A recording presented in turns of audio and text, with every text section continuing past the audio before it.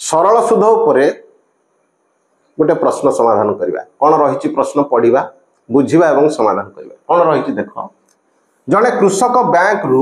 20,000 टंका ऋण नहीं 2 वर्ष पर 24,800 टंका दे ऋण मुक्त हेले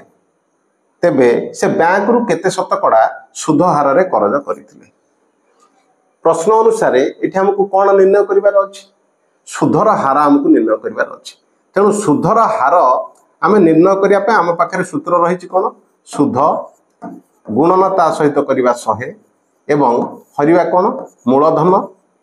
एवं ता सहित गुणिबा समय बुझेला ना नहीं। तेबे एठी आम प्रश्न अनुसार कौन दिया जाइछि व्यक्ति जनक 20,000 टंका ऋण नहीं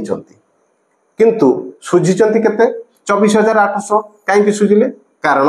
एइतिरे से सुध देइचंती केते टंका सुध देइचंती 24,800 रु 20,000 टंका आम फेडी देले आम पाइबा केते सुध बाबद से 4,800 टंका देइचंती सुध बुझेला ना नहीं। तेबे आम से अनुसार समाधान करवा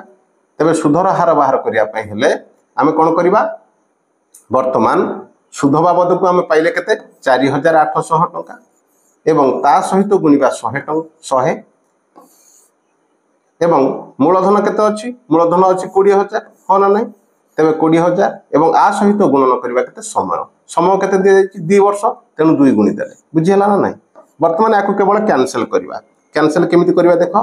वर्तमान एठी 2टा शून्य अछि 2टा शून्य काटी देली एठी 2टा शून्य अछि एठी 2टा शून्य काटी देली वर्तमान 2 रे काटी देले ये हिजबो केते 24